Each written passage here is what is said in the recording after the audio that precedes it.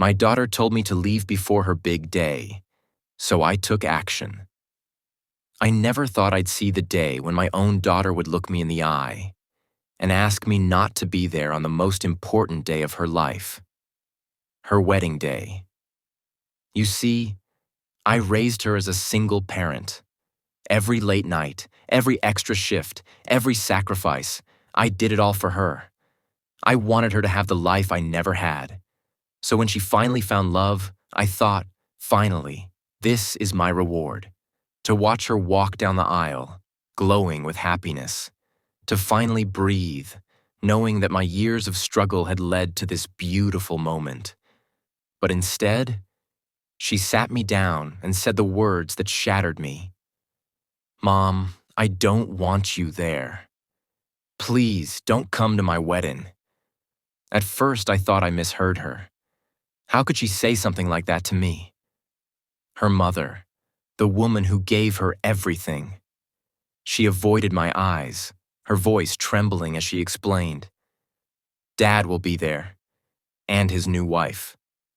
I just don't want any drama. I just need you to sit this one out." Her father, the same man who walked out on us when she was 7, the man who left me to pick up the pieces. And now, he was being given the spotlight while I was being told to quietly disappear. Do you know what it feels like to be erased? To be discarded like you were never there? I went home that night and cried until I couldn't breathe. Every memory came flooding back. Her first steps, her first words, the nights I held her when she was sick, the times I starved just so she could eat. And all of that meant nothing. But then, something inside me snapped. If she didn't want me there, then fine. But I wasn't going to fade away quietly. The very next morning, I took action. I dug through old boxes, pulled out every photo, every memory, every piece of her childhood. I made a video, our story, from the very beginning. The sacrifices, the love, the bond we once had. And I didn't just keep it for myself. I sent it to every single family member invited to the wedding. Her uncles, her aunts, her grandparents, even her fiancé's family. When they watched it, they saw the truth. They saw the real story. They saw me. And when the whispers started, when people began asking why her own mother wasn't invited, my daughter had no choice but to face me. She called me sobbing. "Mom, I'm sorry. I didn't realize. I wasn't thinking. Please, come." But by then, the damage was done. I told her, "I'll always love you, but sometimes love means letting people learn the hard way." And I didn't show up, because sometimes the most powerful action you can take is no action at all. Now I ask you, was I wrong for doing this? Should I have just swallowed the pain and gone anyway, for her sake? Or was I right to finally remind her of the truth she seemed so eager to forget? Let me know what you think in the comments. And if you want more emotional, real-life stories like this one, don't forget to like, subscribe, and hit that notification bell. Because trust me, there are plenty more stories that will leave you questioning everything you thought you knew about family, love, and loyalty.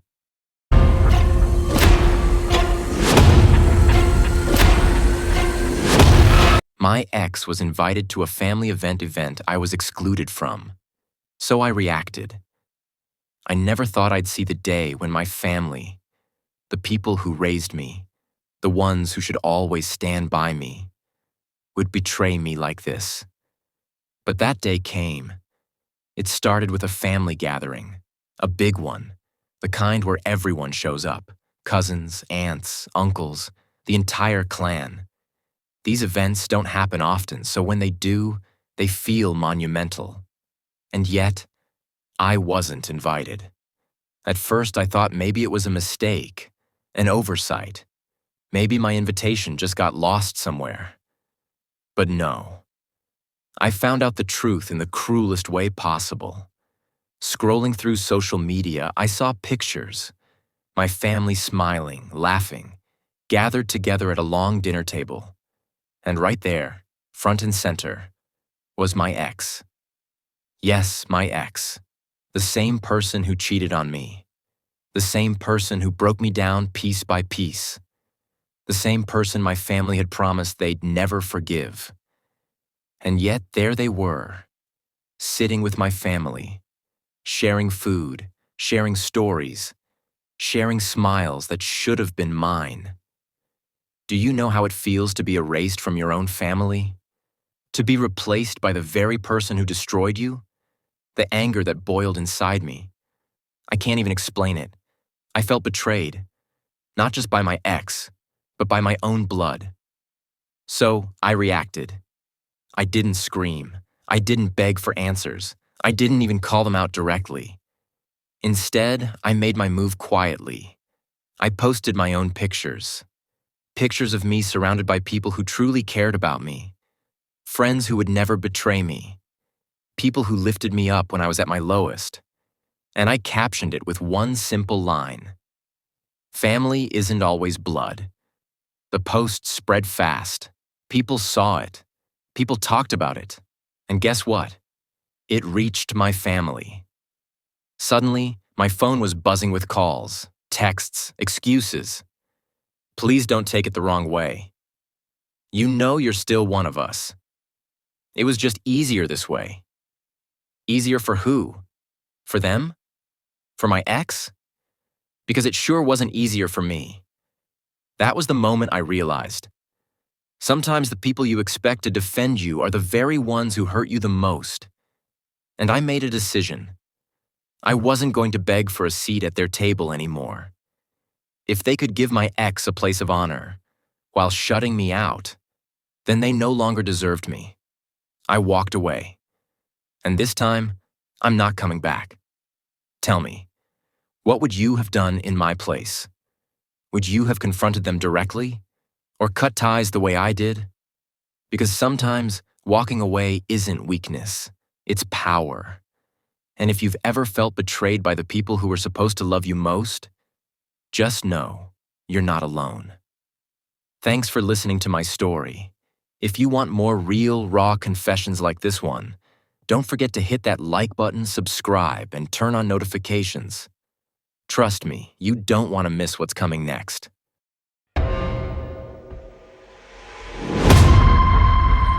My father closed the door on me during a storm, but welcomed my cousin inside.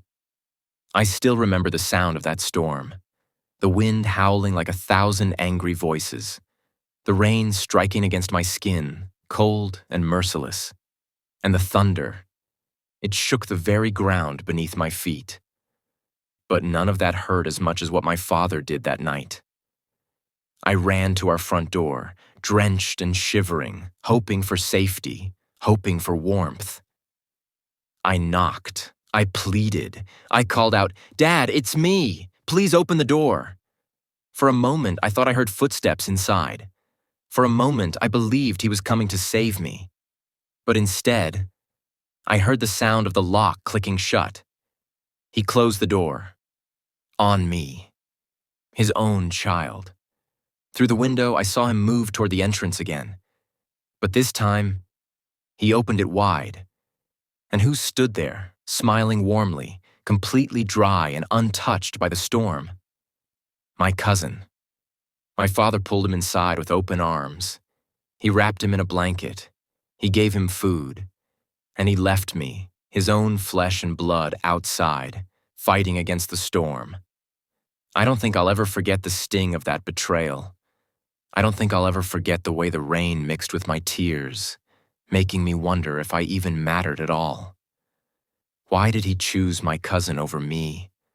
What had I done so terribly wrong that he could close the door on his child and open it for someone else? That night changed me.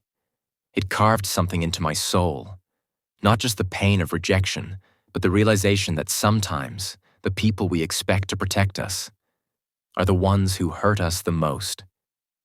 Tell me, What would you have done in my place? Would you forgive a father who chose someone else over his own child? Or would you walk away and never look back?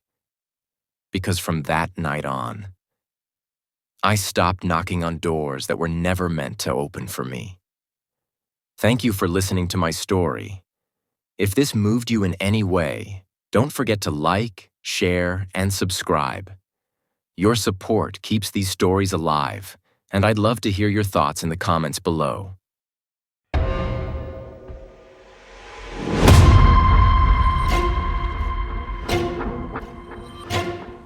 Betrayed by my friend. The night that altered our lives.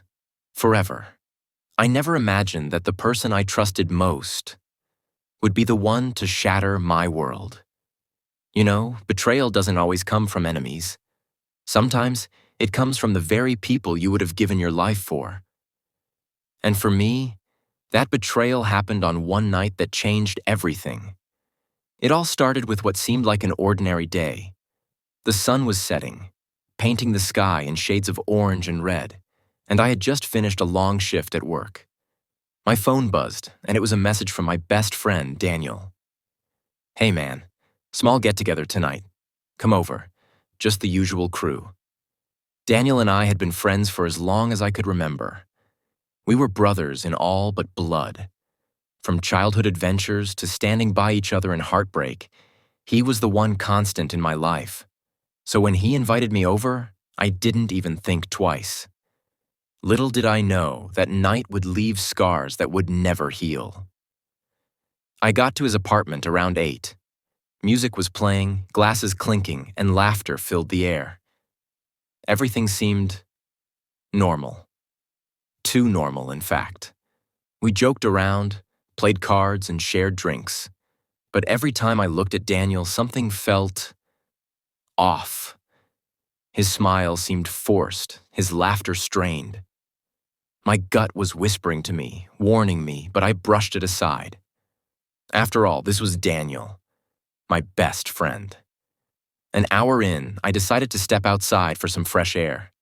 The party noise faded as I walked down the hall, but then I heard something. Voices. At first, I thought nothing of it, until I recognized her voice. My girlfriend. The woman I had loved for 3 years. The woman I thought I'd marry someday. Her voice was soft, playful. And then I heard Daniel's voice. His laugh, low and intimate. My stomach dropped. "No," I whispered to myself. "This can't be what I think it is." But deep down, I already knew. I crept closer to Daniel's bedroom. My heart was racing, pounding so hard I thought it might give me away. I pressed my ear against the door, and in that moment, my worst fears came true. Their words, their laughter, their breaths. It was undeniable. I froze. My mind went blank. My body trembled. I wanted to scream, to kick down the door, to demand an explanation, but I couldn't move. Finally, my shaking hands turned the knob. And when I pushed that door open, everything I thought I knew about love, about loyalty, came crashing down. There they were, entangled. Not even guilt in their eyes. At least, not until they saw me. Her face went pale. Daniel froze like a thief caught in the act. For a split second, the room went silent. The music from the living room faded, and all I could hear was the sound of my own heart shattering. My girlfriend scrambled for words. "It's not what it looks like," she whispered. But of course, it was exactly what it looked like. Daniel sat there silent, his face a mixture of shame and defiance. Why? That was all I could ask. My voice broke as the question left my lips. "Why, Daniel?" "Why her?" he stammered. "It just happened. We didn't mean for it to, but I didn't need to hear excuses. No lie could erase what I'd seen, and her tears? They weren't for me. They were for herself, for being caught." In that single moment, I lost 2 of the most important people in my life. I walked away, My legs felt heavy, my chest hollow, but I walked away. Out of his apartment, out of their lives, and into a night that felt darker than any I had ever known. The cold air hit me as I stumbled outside. My hands were shaking, my eyes burned. My chest felt like it was caving in. How could they do this? How could the two people I trusted most betray me like this? The days that followed were a blur. I couldn't eat, I couldn't sleep. Every time I closed my eyes, I saw them together. And the memories, they tormented me. Memories of late nights with Daniel, when we swore we'd always have each other's backs. Memories of my girlfriend, whispering promises of forever. All of it. Lies. But here's the cruelest part of betrayal. It makes you question yourself. Was I not enough? Was I blind to the signs? Did I somehow deserve this? I hated them. But at the same time, I hated myself for not seeing it sooner. Weeks turned into months, and slowly the pain dulled. But it never disappeared. I cut them both out of my life completely.